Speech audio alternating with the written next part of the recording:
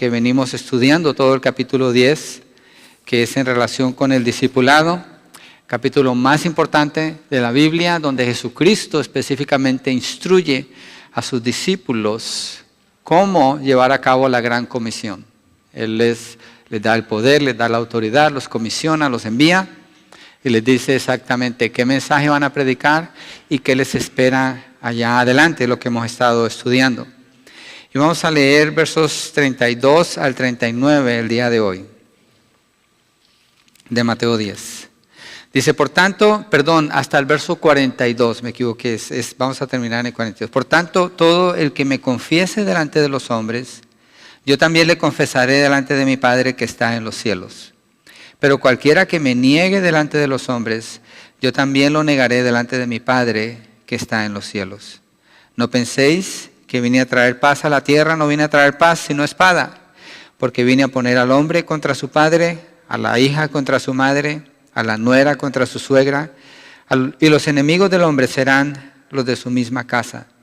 El que ama al padre o a la madre más que a mí, no es digno de mí, y el que ama al hijo o a la hija más que a mí, no es digno de mí. El que no toma su cruz y sigue en pos de mí, no es digno de mí. El que ha hallado su vida la perderá, y el que ha perdido su vida por mi causa la hallará. El que os recibe a vosotros, a mí me recibe, y el que me recibe a mí recibe al que me envió.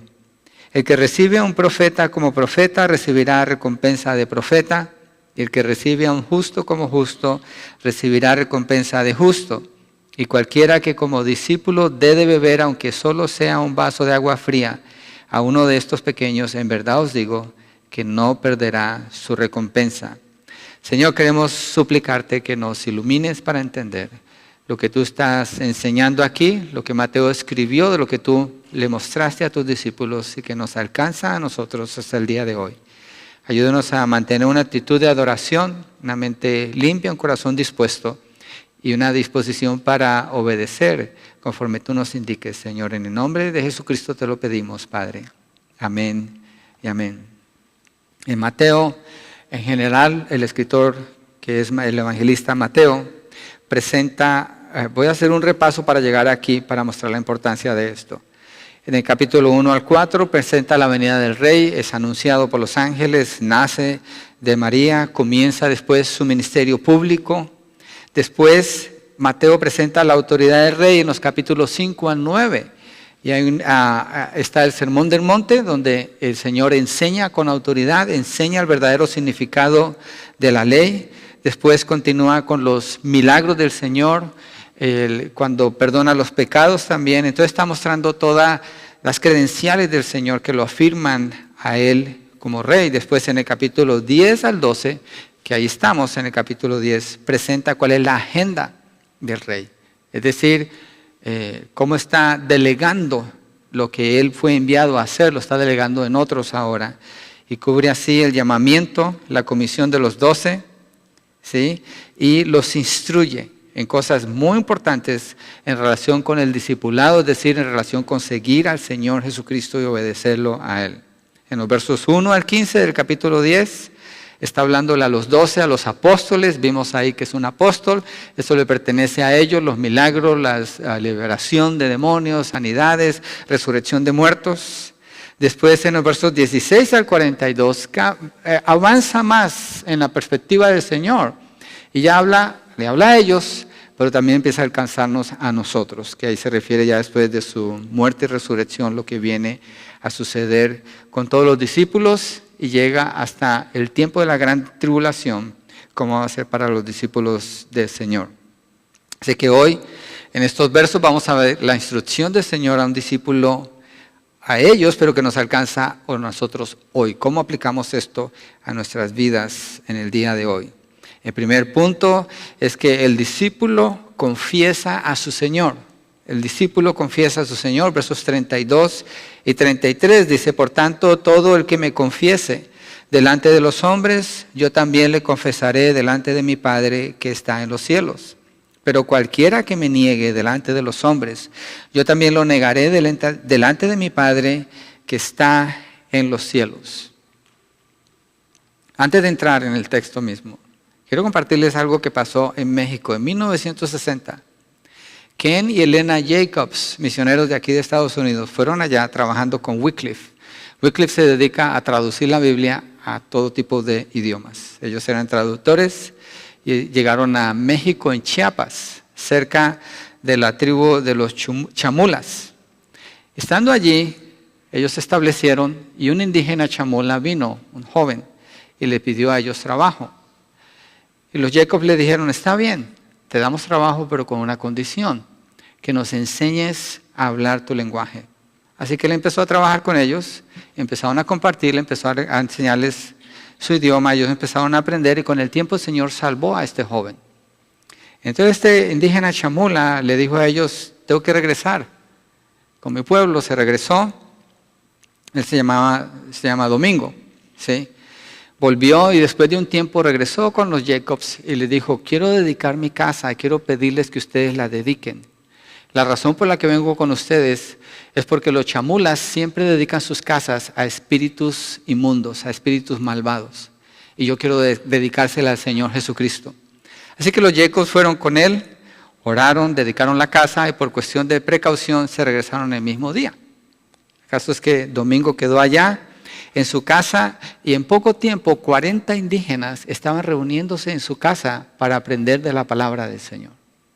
Él siguió predicando. Él no se avergonzó del Señor, sino que siguió predicando, pero comenzaron las amenazas contra él. Empezaron los demás indígenas, celosos de su religión, de su idolatría, a amenazarlos. Así que llegó un punto donde se puso tan difícil que ellos tuvieron que salir de allí, estos 40, y llegaron con los Jacobs. Y los Jacobs fueron con las autoridades, les pidieron ayuda. La policía fue y habló con los indígenas, les dijeron, si no lo dejan que regrese, vamos a traer el ejército contra ustedes. Así que ellos regresaron otra vez y siguieron las amenazas. Pero ellos no pararon de seguir predicando el Evangelio y más gente comenzó a venir al Señor. Y en una noche, un grupo de chamulas inconversos rodearon una casa de estos indígenas cristianos. Habían 4 niñas, hermanas allí, y una babysitter de 18 años que la estaba cuidando. Y le empezaron a poner gasolina por fuera y le prendieron fuego. Y cuando las niñas salieron, empezaron a correr hacia afuera, empezaron a dispararles. Hirieron a la babysitter, ella alcanzó a escapar. De las niñas, 3 fueron mal heridas y una de ellas, la 4ª, murió en el camino al hospital. Hubo mucha violencia contra ellas. Nadie fue condenado por eso, la policía no hizo nada, nadie paró en la cárcel por esa atrocidad que hicieron. Después 160 chamulas cristianos fueron apresados por otros indígenas chamulas, los metieron en cárcel en condiciones bien horrendas. Nada se hizo contra eso. Siguió la persecución, pero ellos siguieron predicando el Evangelio del Señor Jesucristo. No se avergonzaron del Señor. Para el año 1990 había 584 chamulas cristianos. Había más, pero 584 fueron desplazados de allí de Chiapas por la persecución que empezaron a presionarlos más a ellos y tuvieron que salir de la región. El ejército amenazó a los chamulas indígenas que los habían perseguido para que los dejaran regresar. Regresaron y cuando regresaron al líder de estos 500 hermanos, lo mataron a él, mataron a su esposa y mataron a su hija. Y los demás chamulas siguen predicando el Evangelio. Y si usted lee las noticias, no las que salen en la televisión regular, pues eso ahí todo es mezclado y manipulado, pero las noticias, donde usted encuentra información verdadera que no encuentra en otro lado, usted se da cuenta que la persecución continúa. Yo tengo unas fotos de hombres en estas tribus que son balaceados, les cortan miembros de su cuerpo con machete, los persiguen, ponen letreros donde dice aquí no se puede traer ningún mensaje que no sea el que conocemos católico de ellos, que es un sincretismo, es una mezcla con idolatría, con brujería, es un revoltijo el que han hecho allí. Pero la verdad no la quieren, pero estos indígenas han decidido no avergonzarse del Señor Jesucristo y lo han seguido confesando. Y han seguido alcanzando a otros por el Señor Jesucristo. Y lo que muestra el Señor Jesucristo cuando habla de esto y en el contexto cuando dice, por tanto, todo el que me confiese delante de los hombres, habla de no temer en los versos anteriores que ya lo vimos, habla del valor del creyente, habla del cuidado de Dios por los que Él ama, habla de la persecución con los familiares, de la muerte, de la entrega, el sufrimiento, que hay un precio. Pero el Señor dice, todo el que me confiese delante de los hombres, yo también le confesaré delante de mi Padre que está en los cielos. Pero esa confesión está hablando de mucho más que usar el nombre del Señor Jesús. Mucho más de decir que alguien pasó y repitió una oración, como se le llama la oración del pecador. Yo no encuentro esa oración en la Biblia, pero hay gente que piensa y hace eso. O porque alguien levantó la mano y dice, ya es cristiano. Cuando el Señor dice que que me confiesa delante de los hombres, no se está refiriendo a eso meramente. Está hablando de una vida que va en línea con la confesión que se hace del Señor Jesucristo como Rey y Salvador. Es una vida que manifiesta obediencia al Señor. Es una vida que manifiesta la vida de Cristo en ese creyente. Eso es lo que está diciendo el Señor.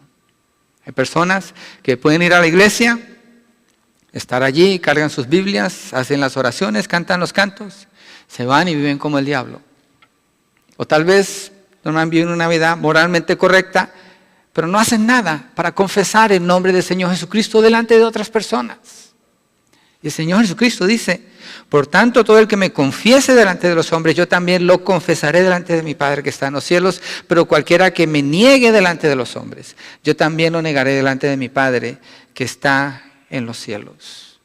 Todos nosotros, posiblemente en algún punto, hemos tenido vergüenza de confesar al Señor Jesucristo. Tal vez ha habido alguna situación familiar, tal vez ha habido una situación donde sabíamos que podíamos predicar el Evangelio, pero decidimos callar. Negamos al Señor Jesucristo. Y tuvimos esa lucha. Y la palabra nos presenta que Pedro negó al Señor Jesucristo. Si vamos allí en Mateo capítulo 26, cuando el Señor es apresado, es juzgado, y después viene la negación de Pedro en el verso 69 de Mateo 26. Todos los discípulos huyeron cuando Él es apresado. Todos los discípulos lo abandonaron, pero no Pedro. Pedro siguió al Señor de cerca. Entró al lugar donde estaba siendo juzgado. Él no se echó para atrás hasta este punto. Pedro siempre era el que hablaba más, el más dispuesto, el que más se arriesgaba todo el tiempo. Y aquí dice, verso 69, Pedro estaba sentado fuera en el patio y una sirvienta se le acercó y dijo, tú también estabas con Jesús el Galileo. Pero él lo negó delante de todos ellos diciendo, no sé de qué hablas. Cuando salió al portal, lo vio otra sirvienta y dijo a los que estaban allí, este estaba con Jesús el Nazareno. Y otra vez él lo negó con juramento. Yo no conozco a ese hombre. Y parece que aquí él dice maldiciones. Y un poco después se acercaron los que estaban allí y dijeron a Pedro, seguro que tú también eres uno de ellos, porque aún tu manera de hablar te descubre. Entonces él comenzó a maldecir y a jurar, yo no conozco a ese hombre. Al instante un gallo cantó. Y Pedro se acordó de lo que Jesús había dicho, antes que el gallo cante, me negarás 3 veces. Y saliendo fuera, lloró amargamente. Pedro era un verdadero discípulo del Señor Jesucristo, pero experimentó lo que era negar al Señor. Y la característica que yo veo que la palabra nos enseña en esto, que tal vez si hemos negado al Señor Jesucristo, eso puede suceder en algún punto de nuestras vidas. Pero la característica del verdadero creyente no es que niega al Señor Jesucristo y niega al Señor Jesucristo y vive negando al Señor Jesucristo con su manera de vivir y con su manera de no predicar el Evangelio, sino que puede fallar en negar al Señor Jesucristo. Y le va a doler profundamente en su corazón, va a llorar amargamente delante del Señor, porque sabe que negó a su Señor y no se puede quedar allí. Le molesta eso, le incomoda eso y busca la manera de no quedarse allí. Mire, vamos a 2 de Timoteo. Timoteo había sido dejado por Pablo para encargarse de la iglesia de Éfeso. Y parece que en la iglesia de Éfeso había muchos problemas. Y la oposición que Timoteo había experimentado le estaba afectando a él en su disposición de no negar al Señor Jesucristo. Y Pablo quiere animar a Timoteo. Y en 2 de Timoteo 1:6 dice, por lo cual te recuerdo que avives el fuego del don de Dios que hay en ti por la imposición de mis manos. Pablo lo que está diciendo es que Timoteo está desanimado y no está ministrando en la capacidad que él necesita estar ministrando. Timoteo está a medias nada más aquí.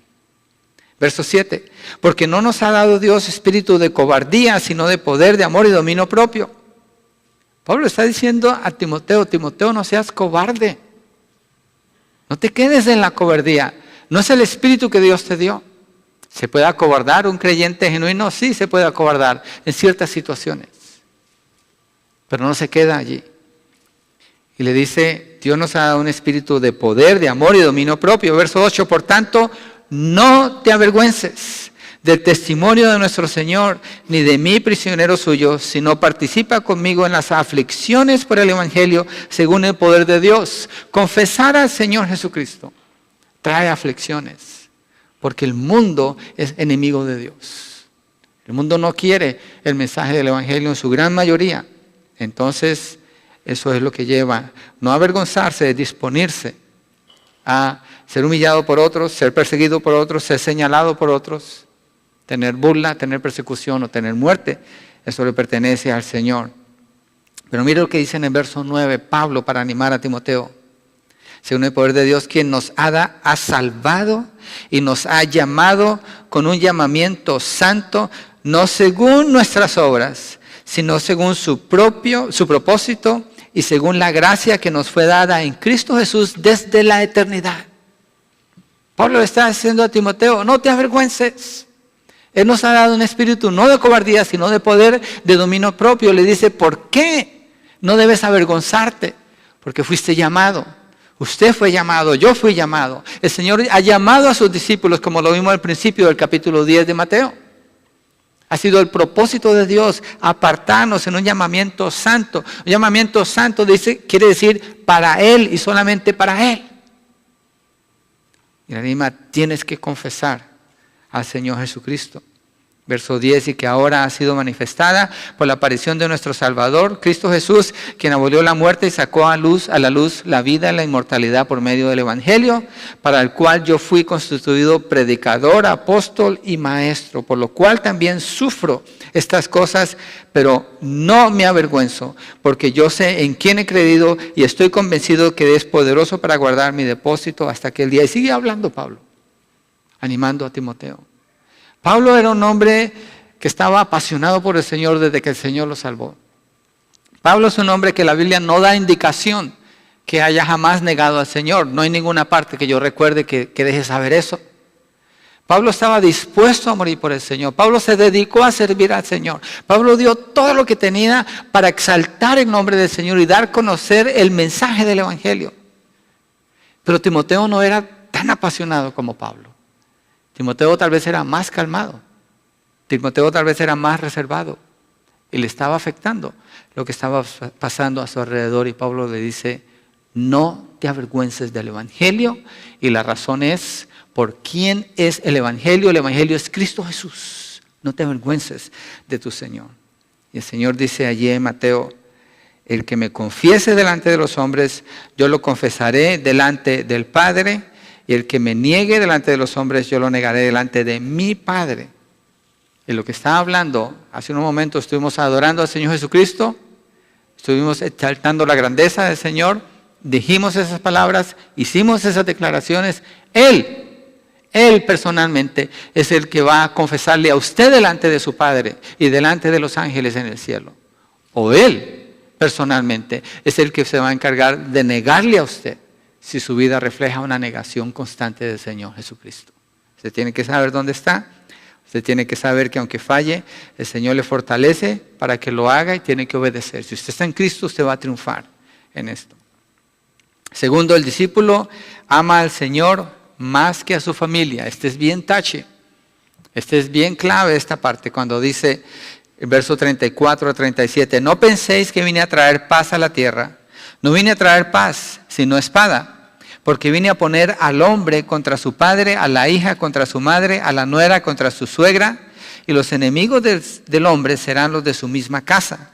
El que ama al padre o a la madre más que a mí, no es digno de mí, y el que ama al hijo o a la hija más que a mí, no es digno de mí. ¿A quién amamos más cada uno de nosotros? Si no es a nuestros padres, a nuestros hijos y antes que eso a nuestra esposa o al esposo.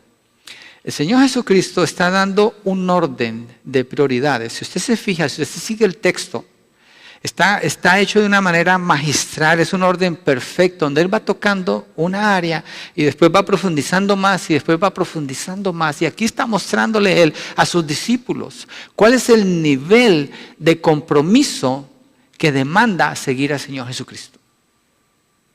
En las partes anteriores, como vimos la semana pasada y la anterior, habla de las dificultades de estar como lobo, como oveja en medio de lobos.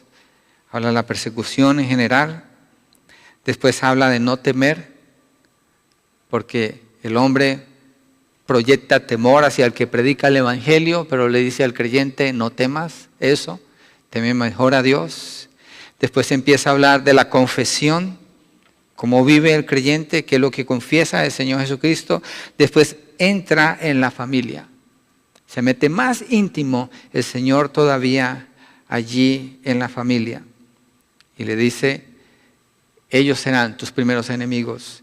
Yo recuerdo una persona hace años que estuve evangelizando, era un drogadicto, alcohólico, pendenciero, era un delincuente. Y después de compartir el evangelio, un día el Señor salvó a esta persona.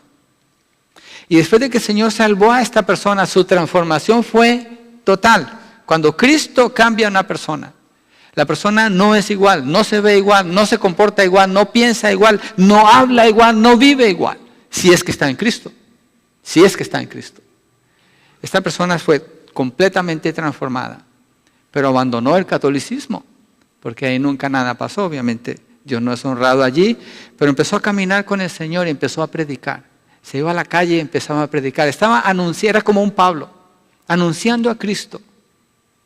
Y sus familiares, su mamá le decía, prefiero que estuvieras en la calle como un drogadicto a que seas un evangélico cristiano. Prefieren maldecirlos, prefieren mostrarles odio y aún a veces hasta matarlos, que pensar que están siguiendo al Señor Jesucristo, algunas personas. Sus primeros enemigos fueron los de su casa. Esta persona nunca se echó para atrás. Y así debe ser con cada creyente. Nunca echarse para atrás. No importa lo que las otras personas opinen, especialmente los de la casa. Donde más presión puede recibir un cristiano es en su casa. ¿Por qué? Son las personas que más lo conocen. Son las personas que más han mostrado cercanía a él y viceversa. Es cuando más duele, ¿sí o no? Cuando usted tiene un problema, usted puede tener un problema con alguien de afuera. Pero si usted tiene un problema con alguien de su familia, a usted le duele más, 2 veces más o 3 veces más. Porque es un familiar. Es lo que el Señor está diciendo aquí. Tu familia, allí donde vas a empezar a tener persecución. Ellos se van a oponer. Dice la palabra que Jesucristo es el príncipe de paz en Isaías 9:6. Dice la palabra que su reino es un reino de paz, pero Él dice, no he venido a traer paz. Es una contradicción con lo que Él anuncia, es una contradicción con la predicación de su reino. La paz que Jesucristo vino a traer es la reconciliación del hombre por el perdón de sus pecados con Dios. Y la reconciliación de esos hombres que Él salva con su prójimo alrededor. Pero los que están alrededor, para ellos es guerra prácticamente, porque rechazan a Dios, rechazan la verdad, no pueden verlos pacíficamente muchos. Y el Señor garantiza que eso va a suceder en las relaciones más íntimas, como el matrimonio, los padres, los hijos, los hermanos. Entre los judíos hoy en día, si un judío se convierte al cristianismo, el Señor lo salva y deja esa religión y empieza a seguir al Señor. Muchos judíos hacen funerales por el hijo que se fue al cristianismo. Hacen todo el proceso del funeral. y lo declaran muerto. Gone, that's it. Esa persona no la conocemos más, ya se fue. Tan al extremo. Hay lugares donde son golpeados por sus padres, si son hijos que se convierten al Señor.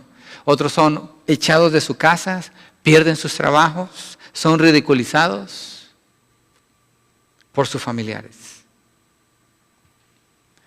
Lo que sucede es que el creyente, cuando confiesa al Señor Jesucristo, al hacer eso, está denunciando las tinieblas.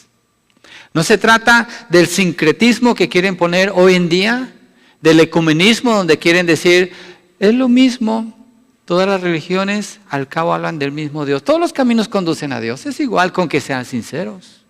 ¿De veras? ¿Es eso lo que Cristo proclamó? ¿Es eso lo que es confesar al Señor Jesucristo? No tiene nada que ver con eso.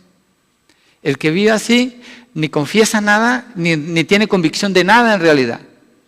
Pero el creyente, cuando confiesa al Señor Jesucristo, denuncia la oscuridad, traza una línea. Siempre que hay una verdad, hay algo que se llama antítesis. Antítesis es lo que se opone a esa verdad y trata de decir que no es verdad. Entonces el creyente tiene que conocer la verdad de Dios y ser capaz también de denunciar lo que se opone a esa verdad. Pablo habla de eso en Efesios 4, versos 3 al 6. Vamos a mirarlo allí para que miren cómo se relaciona esto. Efesios 4, versos 3 al 6, cuando habla de la unidad. Entonces el creyente, cuando confiesa la verdad, está denunciando lo que es falso. En la declaración de Chicago, el de Chicago Statement se llama eso, hace muchos años, en los 70s. Cuando se hizo esa declaración, juntaron más o menos unos 200 teólogos de la nación para hacer una declaración afirmando las verdades de la Biblia. Estaba leyendo que R.C. Sproul fue uno de los principales que fue invitado allí. Y a él le dijeron, ¿por qué no redactas una declaración donde hablamos de la veracidad de la palabra de Dios? Y la respuesta de él es, claro, necesitamos hacer una declaración de la verdad de Dios, pero no podemos quedarnos allí. Tenemos que hacer una negación de las cosas que se oponen a la palabra de Dios. Recuerdo una vez hablando con una persona y yo le trataba de compartir la palabra. Esta persona decía, oh, pero fulano de tal escribió y eso no es así. Oh, fulano de tal, y atacaba la palabra. Yo dije, ok, tú eres un enemigo de Dios. Necesito decirte la verdad de la palabra, pero necesito mostrarte quién eres tú delante de Dios por la actitud que tomas contra la palabra de Dios. Eres un enemigo de Dios. Entonces el creyente presenta la verdad, confiesa a Cristo Jesús, pero denuncia las tinieblas. Mire Efesios 4, versos 3 al 6, donde habla de la unidad entre los creyentes. Esforzándoos por preservar la unidad del Espíritu en el vínculo de la paz. Hay un solo cuerpo, un solo Espíritu, así como también vosotros fuisteis llamados a una misma esperanza de vuestra vocación, un solo Señor, una sola fe, un solo bautismo, un solo Dios y Padre de todos, que está sobre todos, por todos y en todos. Está expresando algo exclusivo. El cristianismo es exclusivo porque confiesa a Jesucristo exclusivo, diferente de todas las religiones del mundo, de todo lo demás. Entonces, al hacer la confesión del Señor Jesucristo, tiene que hacer una denuncia de lo que no es como el Señor Jesucristo. En este caso, inclusive ahorita estamos tratando aquí en la iglesia con el asunto del bautismo. Varias personas aquí en la iglesia estamos hablando acerca del bautismo. Si usted está bautizado por alguien que no fue comisionado por el Señor Jesucristo, entonces no es un mismo bautismo, es otro bautismo. Y no lo podemos aceptar. Hay un solo bautismo. Hay un solo bautismo, hay una sola fe, hay un solo Señor. Hay un solo Dios y Padre de todos. Hay una misma esperanza, una sola vocación, un solo cuerpo, un solo espíritu. Una persona puede mencionar estos términos, pero referirse a otra cosa. ¿Es una confesión de la verdad? No, es una negación de la verdad, es un ataque a la verdad. Entonces la iglesia se para en una sola verdad. ¿Qué hace esto? Esto lo que hace es que traza una línea firme y sólida que hace una división. Por eso a mucha gente no le gusta la doctrina. No quieren hablar de doctrina. ¿Por qué hablar de doctrina? La doctrina trae división, como hemos dicho muchas veces. Claro que sí. Tiene que dividir la verdad de lo que es falso, la luz de las tinieblas. Entonces la iglesia necesita conocer la doctrina. Esto es doctrina, ahí en el capítulo 4. Entonces cuando el creyente hace esa confesión, está denunciando las tinieblas. Anunciando la luz y denunciando las tinieblas. Y en su casa no les gusta. ¿Por qué? Porque hay tradiciones de años, tal vez de siglos, de seguir ciertas costumbres, de seguir ciertas creencias. Y de repente uno de la casa ya no sigue esas creencias. ¿Y cuál es la pregunta? ¿Qué tu papá no te enseñó de otra manera? ¿Qué nuestra mamá no nos enseñó? Pablo dice, tienes que abandonar eso. Las tradiciones de ellos no significan que son la verdad de Dios. Entonces cuando el creyente confiesa a Cristo, denuncia eso como falso y sus familiares son los primeros que se ofenden. Hay que trazar esa línea al confesar la verdad. Y todo creyente no necesita ser un gran teólogo, no necesita ser una persona súper preparada, necesita ser uno que ama al Señor para que proclame la verdad. Y el Señor se encarga de marcar esa división entre lo verdadero y lo falso, pero eso va a traer separación, eso va a traer división. Eso es lo que el Señor Jesucristo se refiere. No vine a traer paz, vine a traer espada. Es decir, una división allí. No está proclamando guerra física de parte del creyente, nunca nos llama a eso. Pero sí la división que se empieza a marcar. Miren Lucas 9, versos 57 al 62, donde presenta a discípulos a medias. Estos son discípulos a medias. Es decir, discípulos que querían, según seguir al Señor, pero ellos traían sus propias condiciones. Y acordémonos, el discípulo es llamado de por vida. No es part-time. El discípulo es llamado como un esclavo de Cristo. El que manda es el Señor Jesucristo, el que dice es el Señor Jesucristo. El discípulo debe seguir al Señor obedeciendo. Los versos 57 al 62 de Lucas 9.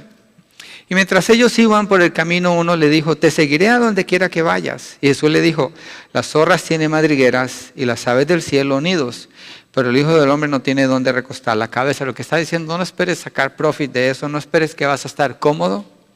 A otro dijo, sígueme. Pero él dijo, Señor, permíteme que vaya primero a enterrar a mi padre. Lo que está refiriendo es, permíteme que me den la herencia de mi papá, porque cuando dice, permite que entierre a mi padre, es hasta que él se muera y reciba la herencia, entonces ahora sí te voy a servir. Es decir, otro que está poniendo condiciones. Mas él le dijo, deja que los muertos entierren a sus muertos, pero tú ve y anuncia por todas partes el reino de Dios. También otro dijo, te seguiré, Señor, pero primero permíteme despedirme de los de mi casa. ¿Cuál es lo principal que vemos aquí? ¿No es la familia? La familia puede ser el oponente más grande para un verdadero creyente cuando empieza a caminar con el Señor. Y tiene que tomar una decisión. ¿A quién va a seguir? ¿A Cristo o a su familia? ¿A quién va a complacer? Verso 62, pero Jesús le dijo, nadie que después de poner la mano en el arado mira atrás es apto para el reino de Dios. Una vez que el Señor te llama, una vez que el Señor te salva, tú sigues a tu Señor. No pones la mirada para atrás, tú sigues al Señor. Pablo afirma eso cuando habla de su manera de vivir y de seguir al Señor y decide amar al Señor por encima de todo lo demás. Y el Señor Jesucristo aquí llama a sus discípulos a que sigan al Señor, a que amen al Señor más que su familia. Hay otra escritura donde dice, el que no aborrece a su padre y a su madre por mi causa no puede venir en pos de mí. ¿Por qué Jesucristo dice que aborrezca a su papá y a su mamá? A lo que está diciendo el Señor Jesucristo es que el amor de este discípulo por el Señor Jesucristo es tan profundo, es tan grande, que su amor por sus familiares pareciera como que los aborrece. Y hay que tener cuidado aquí, hermanos. A veces hay cristianos que sus familias son su Dios. Lo que sea por su familia, sí, obviamente la palabra demanda, hay que sacrificarse por la familia. Pero el Señor es puesto a un lado. Todo lo organizan para que la familia sea el centro de todo y la iglesia queda por allá, y si hay tiempo, pues está bien. Y si se puede servir, sí, pero está todo primero aquí. No es lo que el Señor está implicando aquí. El Señor está diciendo que el que no lo ama más a Él que a su propia familia, no lo puede seguir. Viene a ser como un discípulo a medias nada más. Y a los discípulos a medias, el Señor les dice, mejor vete por tu camino, porque mi camino es angosto. El camino ancho es para el que quiera seguir al Señor a medias. Es decir, el que pone sus propias condiciones. El Señor es primero. El amor por el Señor es primero. Es lo que Él está diciendo aquí. Entonces hay la necesidad de confesar a Cristo con los familiares. Hay la necesidad de caminar con Cristo junto con la familia como prioridad número 1 con Él, en el contexto de Él. Y eso le toca a cada familia definir qué es apropiado y qué es no, ¿sí o no? Nadie aquí puede decir, ok, yo como hago con mi familia, esa es la manera perfecta. No, es la manera como Dios dice, como Cristo dice así en su palabra. Mire, punto número 3, el discípulo ama a Cristo más que a su propia vida. Entonces, el Señor le está diciendo, no temas, Dios los puede guardar. Después le dice, el que me confiese, yo lo confieso, el que me niegue, yo lo niego. Y después le dice, en tu familia vas a tener problemas, está diciendo más cerca. Ahora el Señor se va todavía más cerrado, mucho más cerrado. Y el versos 38 y 39, mire lo que dice. Y este es el peor de los enemigos de cualquier cristiano. El que no toma su cruz y sigue en pos de mí, no es digno de mí. El que ha hallado su vida, la perderá. Y el que ha perdido su vida por mi causa, la hallará. Qué interesante lo que el Señor está diciendo aquí. ¿Cierto que no suenan como palabras animadoras para predicar un mensaje? Y si hay una audiencia donde hay muchos inconversos y decirles, vengan a Cristo, ¿qué es lo que se oye en general? Ven a Cristo, Él te va a solucionar tus problemas. Ven a Cristo, Él te va a dar un trabajo. Yo me acuerdo de una señora que vino aquí hace muchos años. Y fuimos, según evangelizar con ella, fuimos al mall, cerca del mall. Y pues ella siempre quería hablar, íbamos con mi esposa. Y empezó a decirle a 2 hombres, que nos acercamos a ellos para evangelizarlos, ven a la iglesia, Dios te va a dar una muchacha así en la iglesia. Y yo, ¿qué? ¿De qué está hablando? ¿De qué está hablando? ¿Las hijas de Dios no son para ofrecérselas a un inconverso? ¿De qué está hablando? Es tan distorsionado a veces el concepto del evangelio.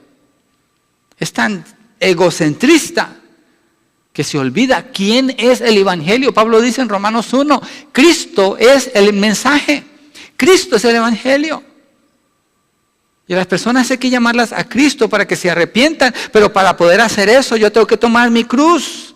Para poder seguir al Señor Jesucristo. Muchas personas dicen, oh, la cruz es esta enfermedad y me duele tanto, yo cargo mi cruz todos los días. Esa no es la cruz. ¿Esas son aflicciones? Todos tenemos aflicciones. ¿A quién no le duele algo aquí, hoy? A todos algo nos duele. Nos enfermamos de algo. Esa no es la cruz. Él no está hablando de eso. Él no está hablando de las aflicciones de la vida. Tomar la cruz, miren, el tiempo del Señor Jesucristo. Antes del Señor Jesucristo hubo una revuelta donde se levantaron unos judíos contra los romanos, los apresaron, mataron al líder y a 2,000 judíos los crucificaron, 2,000 cruces en todo el camino por Galilea, 2,000 cruces de gente crucificada, muriendo lentamente, duraban varios días allí. Cuando Jesús le dice a ellos, el que quiere venir en pos de mí, tome su cruz y sígame, ellos inmediatamente en su mente tienen esa imagen, 2,000 judíos crucificados en Galilea. Ellos saben de qué está hablando el Señor Jesucristo. El revoltijo que se hace hoy con las palabras de Dios no indica lo que Dios quiere decirnos. Y hay que desechar eso y quedarnos con la verdad. Tomar la cruz, entonces, es hacerse un reo de muerte. Un reo de muerte, en el contexto que el Señor está hablando, cuando lleva su cruz, no tiene derecho a ningún juicio, ya fue juzgado. No tiene derecho a ningún abogado defensor, ya fue juzgado. Va camino a la muerte. Toma tu cruz y sígueme. Quiere decir, toma la posición que toma un reo de muerte. Ya no hay salida. Hay un solo camino. Hay un solo camino. Y es a morir. Es el único camino que hay. Si nos toca morir por predicar el Evangelio, eso le pertenece a Dios. Yo no sé a quién le toque, a quién no. Yo lo que sé, históricamente los pastores son los primeros que caen. Eso le pertenece al Señor. Pero el Señor dice, el que no toma su cruz y sigue en pos de mí, no es digno de mí. Y enseguida dice, el que ha hallado su vida, ¿quién es el que ha hallado su vida? El que no toma su cruz. Porque el que no toma su cruz, ¿qué es lo que busca? No busca servirle a su Señor, busca lograr sus propios propósitos, tal vez el sueño americano es la idea de su vida, tal vez llegar al retiro teniendo mucho dinero y hacer los viajes que siempre ha querido hacer. I don't know. Usted sabe qué es lo que hay en su mente y en su corazón. El Señor dice, el que ha hallado su vida, el que considera las cosas terrenales como muy importantes, sus logros aquí en la tierra como los que cuentan para su vida, ese es el que ha hallado su vida. ¿Qué pasa con ese? Dice, la perderá. La perderá. Igual, al final, se va a terminar con la vida. ¿Qué es lo que tiene que escoger? ¿Ganar su vida aquí o perderla por Cristo? Dice, el que ha perdido su vida por mi causa, la hallará.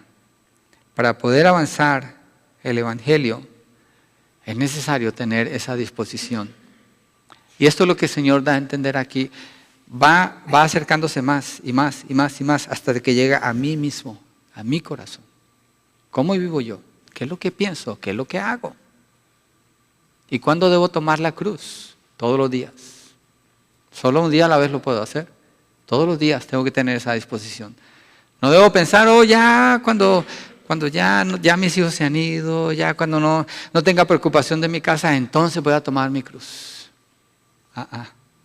Es ya y es ahora.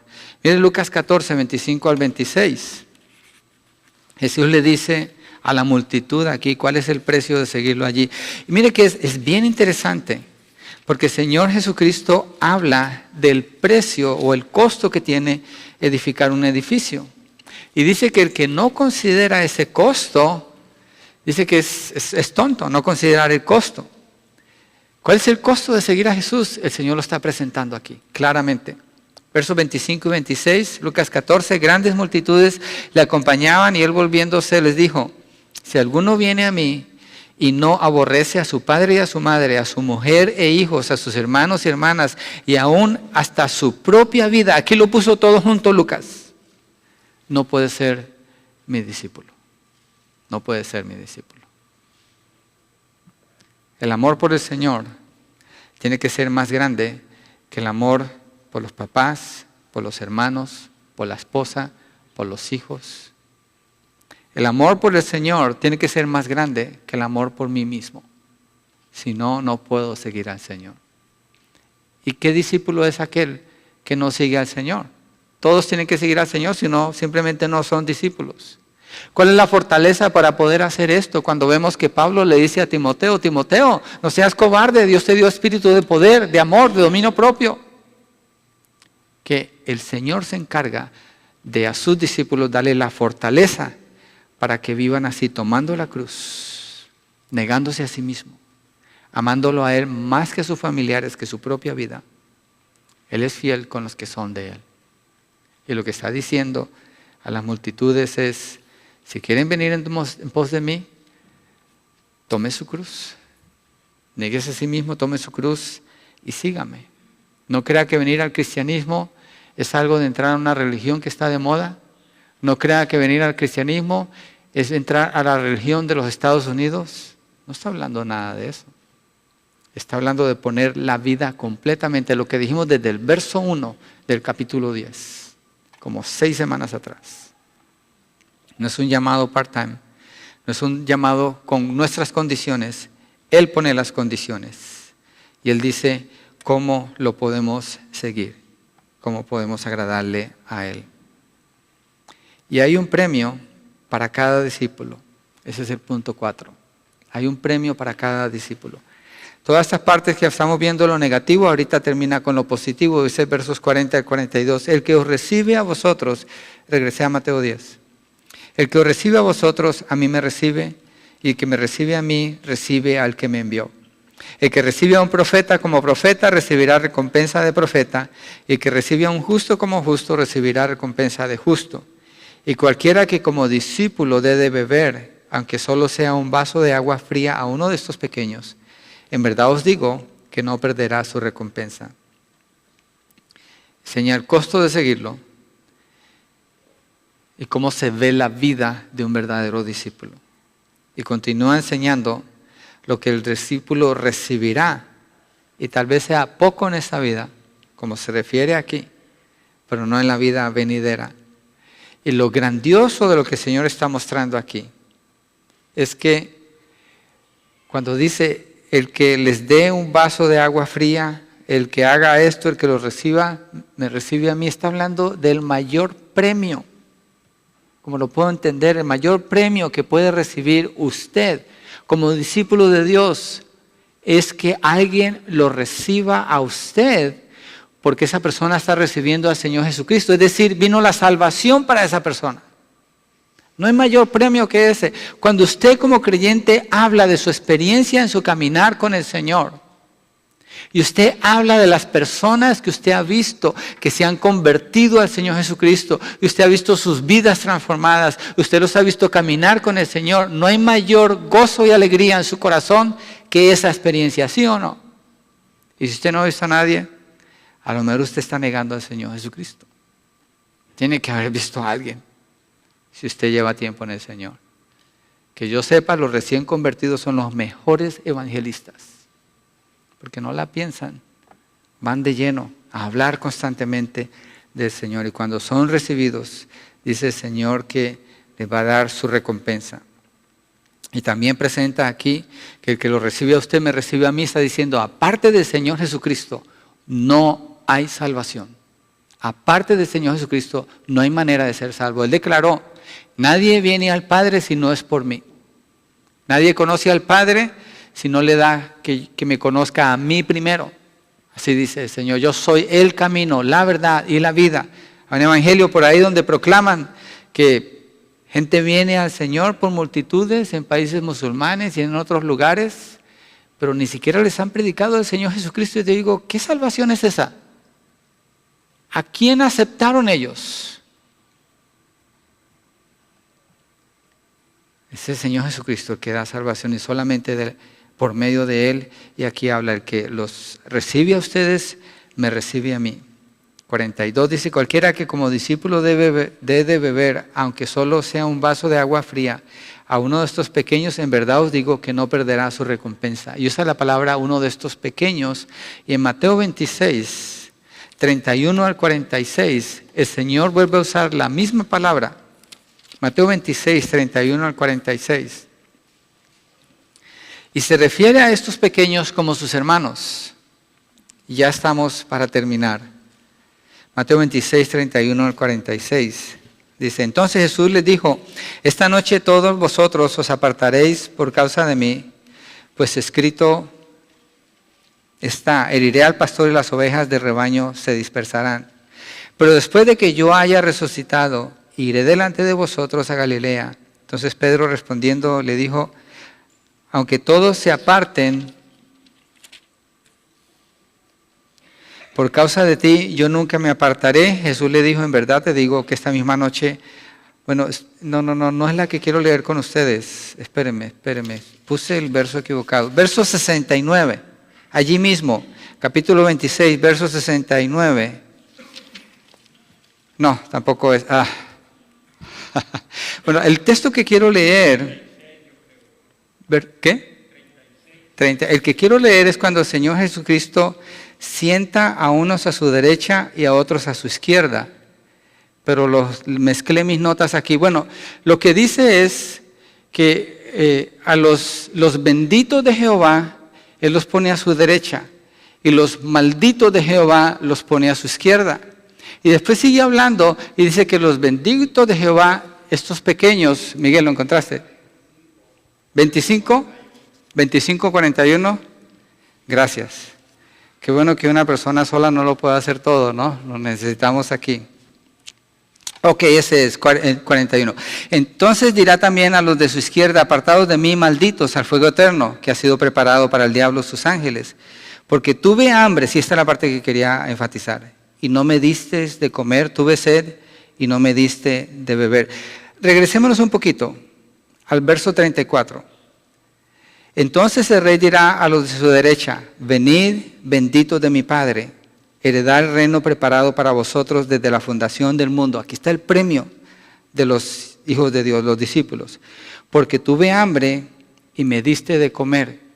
En Mateo 10, Él le dice, los que lo reciben a ustedes y les dan de beber, van a recibir su recompensa. Está hablando de los que se convierten. Nosotros venimos a estar en esa categoría cuando recibimos al que nos predicó también. Dice, estaba desnudo y me vestiste, verso 36, enfermo y me visitaste, en la cárcel y viniste a mí. Entonces los justos le responderán diciendo, Señor, ¿cuándo te vimos hambriento y te dimos de comer, o sediento y te dimos de beber? ¿Y cuándo te vimos como forastero, recibimos, o desnudo y te vestimos? ¿Y cuándo te vimos enfermo o en la cárcel y vinimos a ti? Respondiendo el rey les dirá, en verdad os digo que en cuanto lo hiciste a uno de estos hermanos míos, aún a los más pequeño, la misma palabra que usa en el capítulo 10. A mí lo hiciste. Y sigue el 41. Entonces dirá también a los de su izquierda, apartados de mí, malditos, al fuego eterno que ha sido preparado para el diablo y sus ángeles. Porque tuve hambre y no me diste de comer, tuve sed y no me diste de beber. Sigue hablando de eso, ellos le preguntan en el 44, ¿cuándo te vimos hambriento, sediento, forastero, desnudo, enfermo, en la cárcel y no te servimos? Él entonces les responderá diciendo, en verdad os digo que en cuanto no lo hiciste a uno de los más pequeños de estos, otra vez, los más pequeños, tampoco a mí lo hiciste. Y estos irán al castigo eterno, pero los justos a la vida eterna. El creyente no debe negar al Señor, debe amar al Señor más que a su familia, debe confesarlo en toda circunstancia y debe saber que cuando predica el Evangelio hay gente que lo va a recibir y va a recibir recompensa. Pero hay gente que lo va a rechazar y va a ir al infierno, al castigo eterno. El creyente, el discípulo, está llevando salvación y está llevando juicio indirectamente también. Salvación para los que creen y condenación para los que no creen. Y el Señor Jesucristo le dará a cada uno según como actuó frente al mensaje del Evangelio. Esa es la agenda del Señor Jesucristo. Esas son las instrucciones del Señor Jesucristo para sus discípulos, para que creamos en Él, confiemos en Él, lo amemos verdaderamente, revisemos nuestras vidas, cómo estamos haciendo, cómo dirigimos nuestras familias. ¿Tenemos temor a nuestra familia o al Señor? O si está siendo perseguido en su familia, se está quedando callado o está anunciando al Señor en el trabajo. En la vida diaria, el que no ama al Señor más que a sí mismo no puede ser su discípulo. Seguir a Jesús tiene un precio. El Señor Jesucristo pagó un precio por usted. Y Él le dice, usted va a pagar un precio por seguirme a mí. ¿Para ganar la salvación? No. Ella la ganó, ella pagó el precio. Pero seguir a Jesús así es. No hay nada más importante que servir al Señor. No hay nada mayor que servir al Señor. Le tenemos que temer a Él y no al hombre. No avergonzarnos de confesar su nombre ante los hombres. Amarlo más que a nuestras familias. Amarlo más que a nuestras propias vidas. Y saber que no quedaremos sin recompensa. Igual los que creen en el Señor. Vamos a orar. ¿Por qué no nos ponemos de pie?